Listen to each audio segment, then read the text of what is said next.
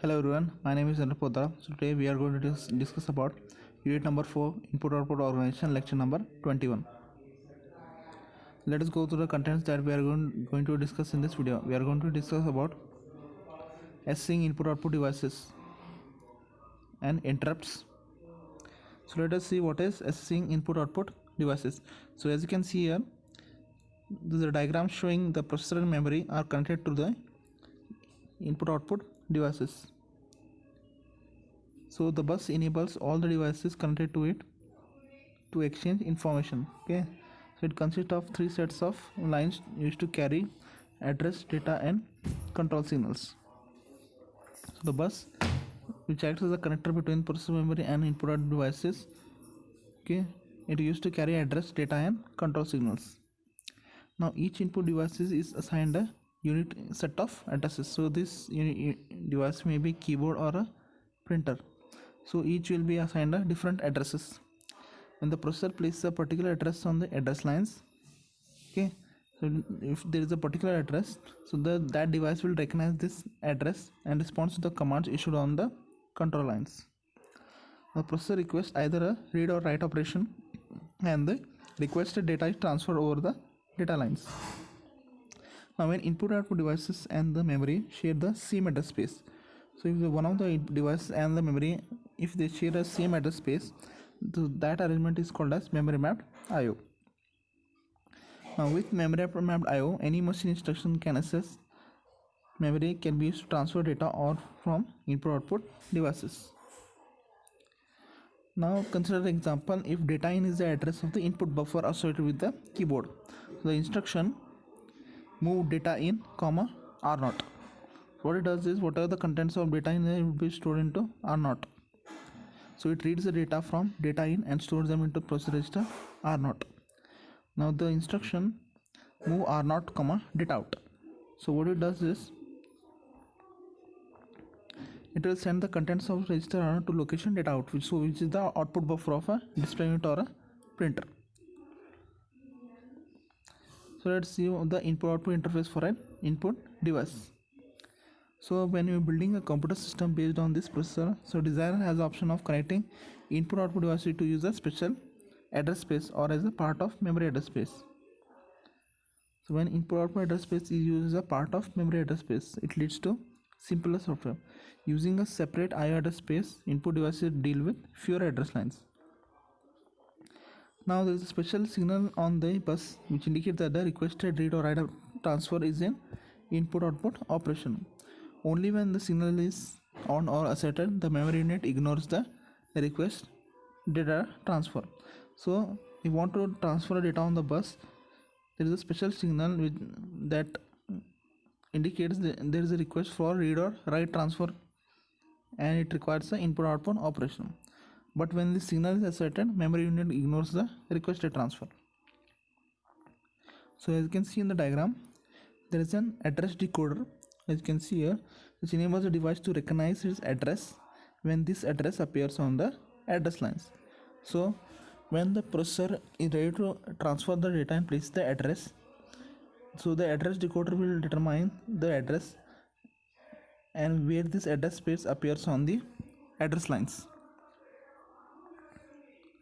Now the data register holds the data being transferred to or from the processor. So the status register contains information relevant to the operation of input output device. Now both the data as well as the status registers, as you can see here, are connected to the data lines and assigned the unique addresses. Now the address decoder, the data and status register and the control circuitry, you can see, are required to coordinate input output transfer to constitute the device interface circuit. So the input devices, this is how the input output devices is connected to the bus through a input output interface. So this is how it communicates with the buses. Now when a human operator is entering the character at a keyboard, now suppose if you are entering any of the key from a keyboard, the processor is capable of executing millions of instructions between successive character entries. Now, the instruction that reads the character from the keyboard should be executed only when the character is available in the input buffer of the keyboard interface. Now, if you are pressing a character, any of the character, so only that character will be available on the input buffer of the keyboard interface. So for an input device such as keyboard, a status flag SIN is included in the interface circuit as part of status register.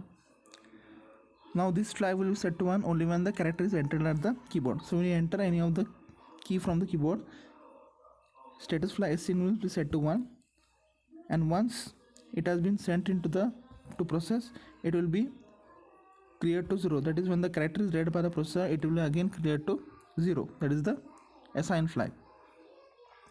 Now in program control IO, the processor repeatedly checks the status flag to achieve the required synchronization between the processor and input output devices. So there is a status flag in a program controller which is used for synchronization. So there are two commonly used mechanisms for implementing IO operation, that is interrupt and direct memory access.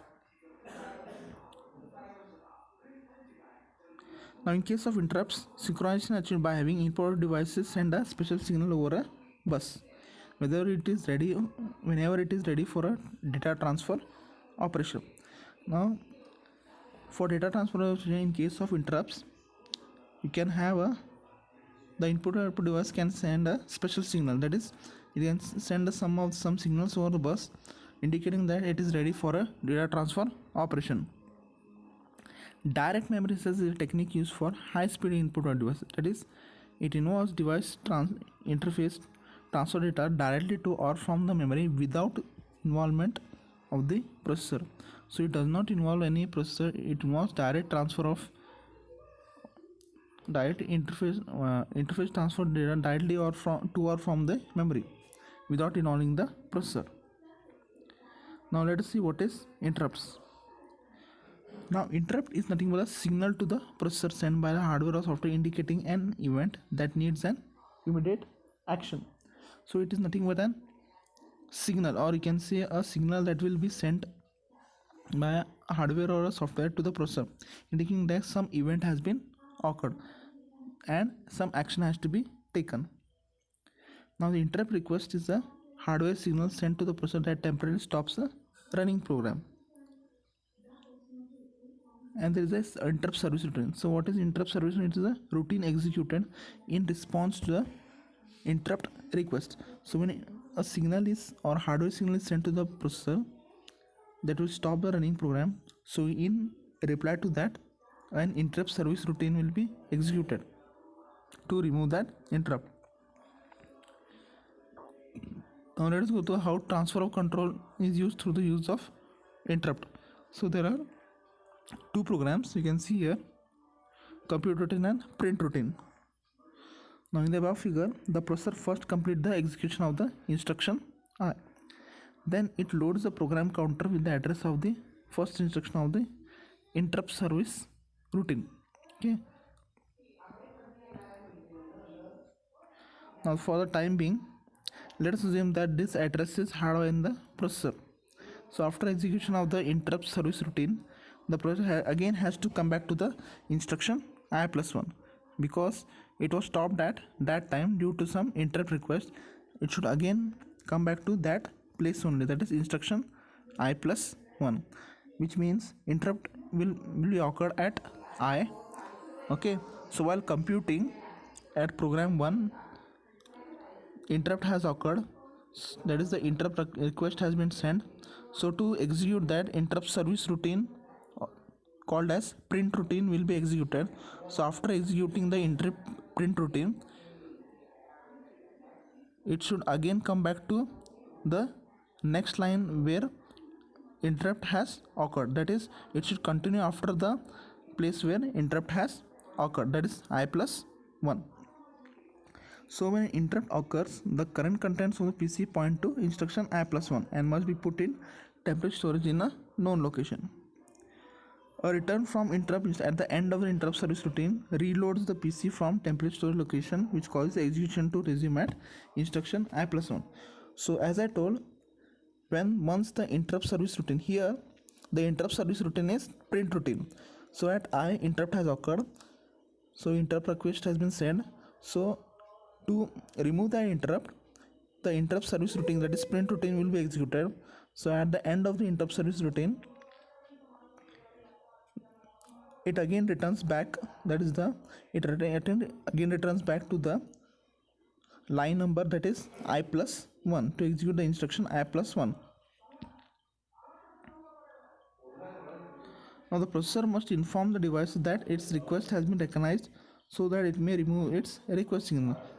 That is, once an interrupt is occurred and its interrupt request has been agreed, so the processor should come to know that the device has removed its interrupt request signal. So how to come to know the it can be come to know using some special control signal on the bus. So this signal is called as interrupt acknowledgement signal.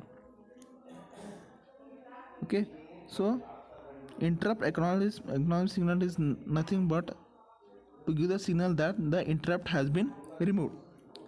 Now a subroutine performs a function required by a program which is called as.